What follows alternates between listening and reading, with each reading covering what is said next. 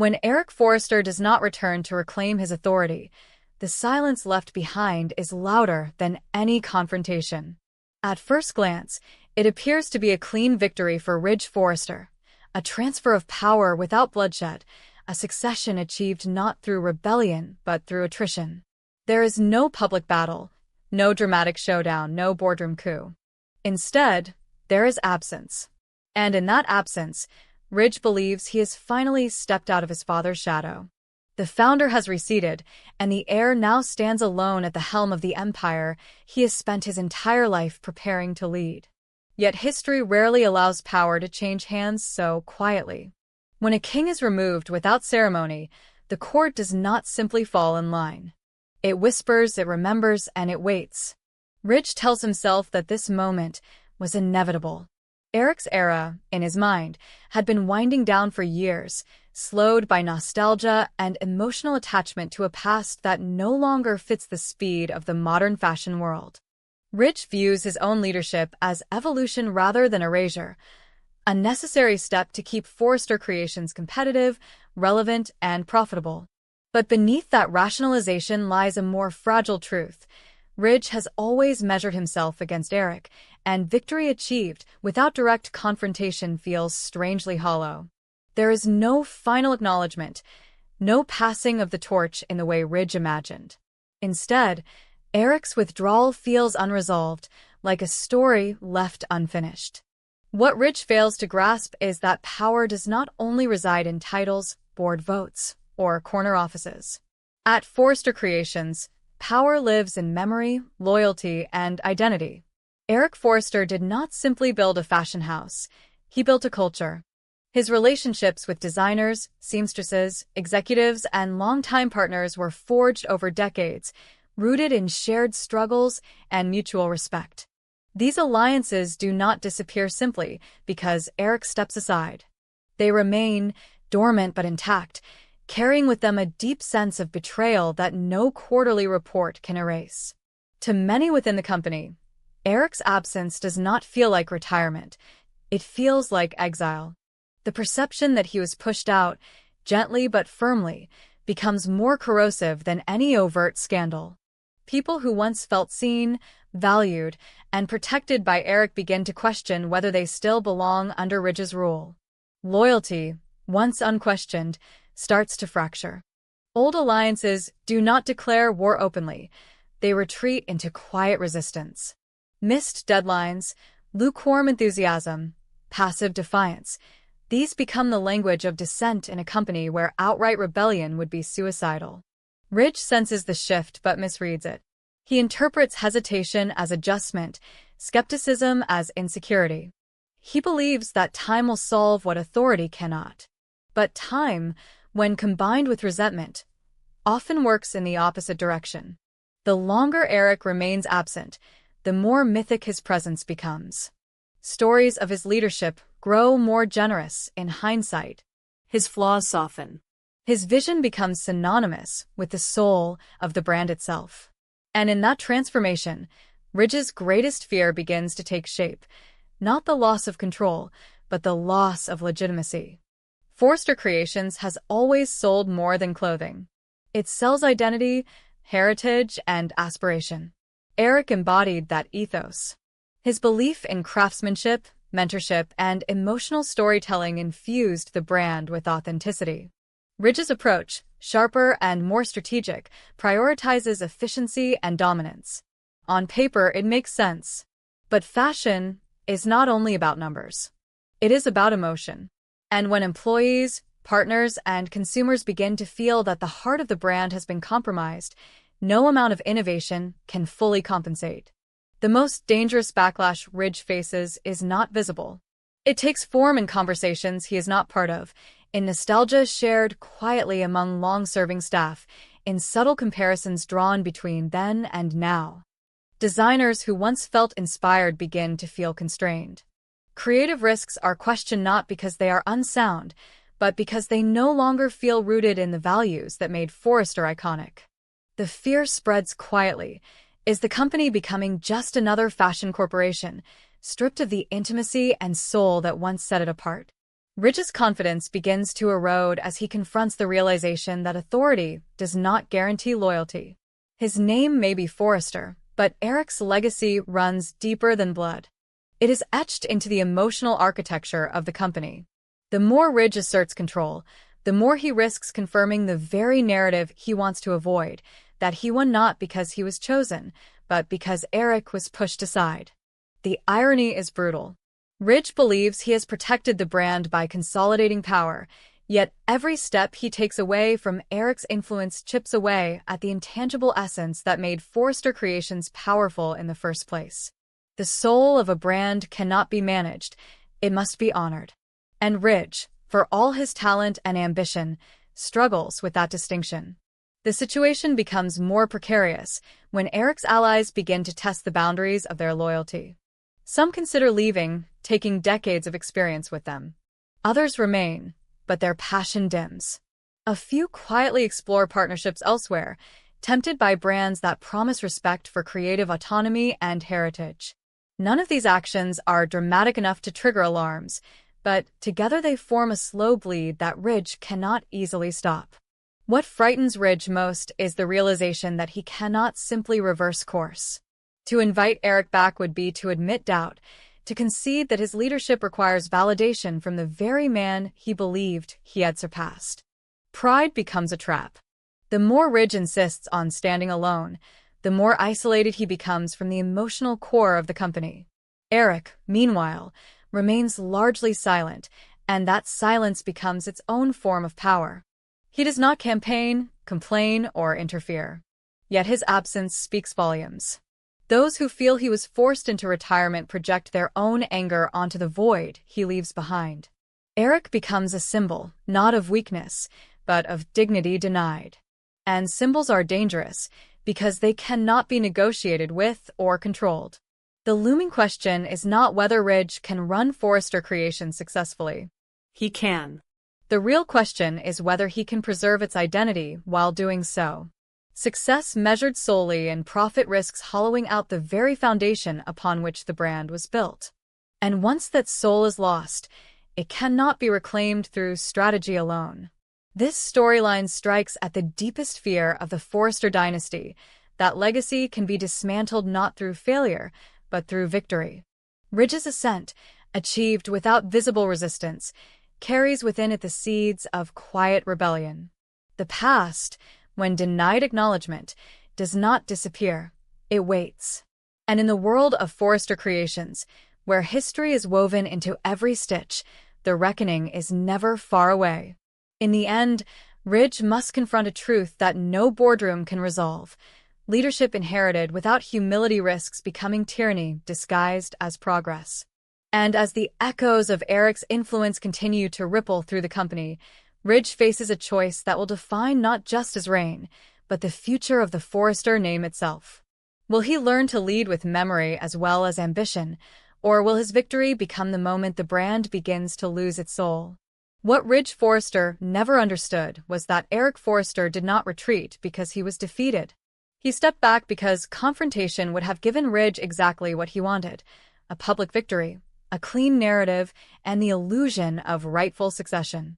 Eric knew that power taken noisily is easy to challenge, but power taken quietly is far more vulnerable. When Eric withdrew from daily operations and allowed the company and the world to believe he had accepted retirement, he was not surrendering control.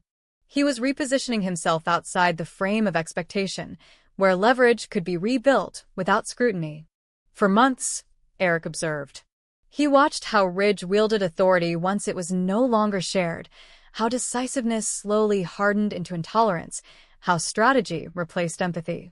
Ridge began signing off on decisions with little consultation, restructuring departments, sidelining voices that once held weight. On paper, everything appeared efficient. Financial indicators stabilized. Production accelerated. But beneath that polished surface, fractures deepened. Eric heard the stories through channels Ridge no longer monitored. Designers pressured into falsifying timelines, legal shortcuts justified as temporary, compliance concerns dismissed in the name of urgency. None of it was explosive on its own. That was the danger. Individually, each compromise could be defended. Together, they formed a pattern. Eric understood patterns. He had built a company by recognizing when ambition crossed into recklessness. And Ridge, unchallenged for the first time in his life, was drifting towards something far more dangerous than arrogance: certainty. The person Eric chose to approach was not accidental. Carter Walton had always been the moral axis of Forrester Creations, the man who believed that law was not merely a shield, but a responsibility. Carter had defended the company through countless crises, often bending himself to preserve peace between powerful personalities. Loyalty, for Carter, had always meant protection. But protection has limits, and those limits were beginning to haunt him. Eric did not accuse Ridge when he first met with Carter. He did not threaten or demand. He simply asked a question that lingered far longer than it should have: whether Carter believed the company was still being run within the boundaries of the law, or merely within the boundaries of convenience. Carter's instinct was to defend Ridge, to argue that leadership required flexibility, that pressure forced difficult decisions. But even as he spoke, doubt crept in. Carter had signed documents lately that felt rushed. He had been asked not to ask questions. He had been reassured too often. Eric offered no immediate follow-up. He left Carter alone with the discomfort. It took weeks before Carter initiated contact again. During that time, he reviewed records he had previously skimmed, revisited approvals he had rationalized, examined restructuring decisions that quietly displaced long-serving employees without due process. He noticed how certain compliance reports had been delayed, how financial disclosures were phrased just ambiguously enough to pass surface review. None of it was overtly criminal. But legality, Carter knew, was not only about what was written, it was about intent.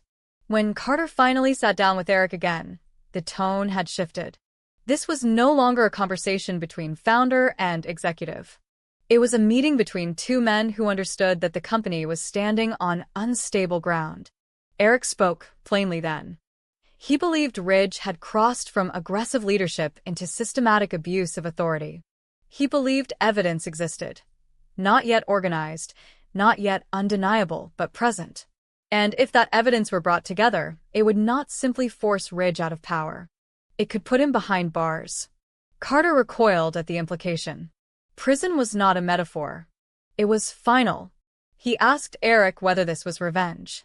Eric's answer was calm, devastating in its restraint. Revenge would have been loud. Revenge would have destroyed the company. What Eric wanted was accountability. He had spent his life building something that mattered. He would not watch it rot from the inside simply because the rot wore his son's face. The partnership that formed between Eric and Carter was unlike any alliance Forrester Creations had seen. It was quiet, disciplined, and methodical. Carter began documenting patterns, cross-referencing emails, identifying moments where Ridge had overridden legal advice, pressured subordinates, or knowingly approved actions that violated corporate governance. Each discovery tightened the noose, not around Ridge's authority, but around his freedom. What made the process unbearable for Carter was not the work itself, but the emotional cost. Ridge trusted him. That trust had been earned over years of crisis management and mutual respect. Betraying that trust felt like dismantling his own identity. But the more Carter uncovered, the more he realized that silence would make him complicit. The law he had dedicated his life to upholding was no longer abstract. It was personal. Ridge, meanwhile, sensed resistance without understanding its source. Meetings felt colder. Approvals took longer.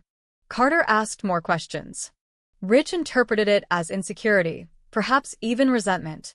He responded the only way he knew how, tightening control further. That escalation was precisely what Eric anticipated. Pressure makes people careless. And Ridge, convinced of his invulnerability, began leaving traces he never would have risked before. The first crack came when Ridge dismissed a compliance officer who had raised concerns about a supplier contract fast-tracked under his direction. The dismissal was framed as restructuring, but emails revealed Ridge's impatience, his demand for loyalty over legality.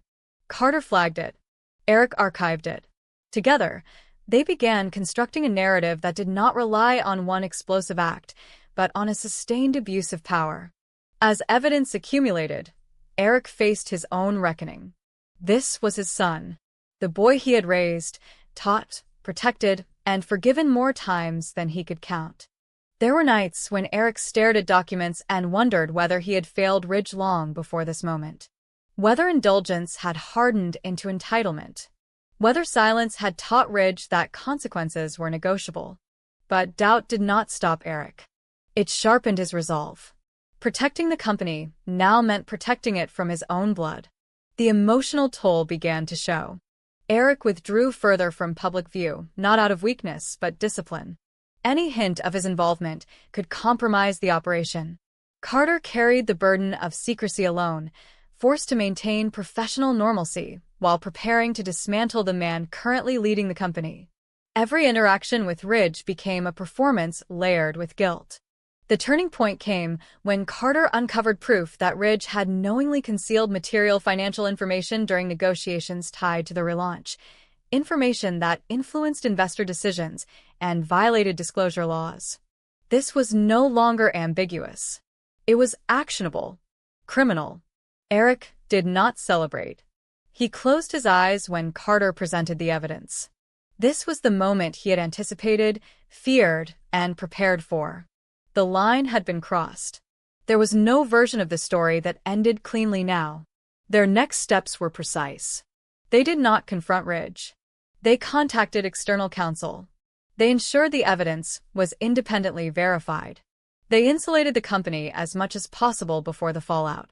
Eric insisted on one condition: the company must survive even if Ridge did not. This was not a purge. It was surgery.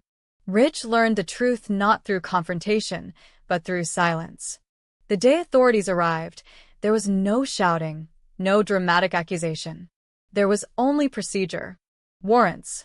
Documents. Eyes that did not flinch when Ridge demanded explanations. For the first time since Eric's departure, Ridge felt something he had never allowed himself to experience: uncertainty. When he finally understood who had orchestrated it, the realization cut deeper than betrayal. Eric had not fought him. He had outlasted him. And Carter, the man Ridge believed would always shield him, had chosen the law over loyalty. As Ridge was escorted out of the building he believed he had conquered, the truth settled with devastating clarity. His victory had been real, but it had been incomplete. He had won the company, but lost its soul. And in doing so, he had forfeited the protection he assumed came with the name Forrester. Eric stood alone in his home that night, not triumphant, not relieved, only resolved. This was never about punishment. It was about preservation. The legacy would endure, but not at the cost of truth. And Forrester Creations, forever changed, stood on the brink of a new era, one born not from ambition, but from consequence.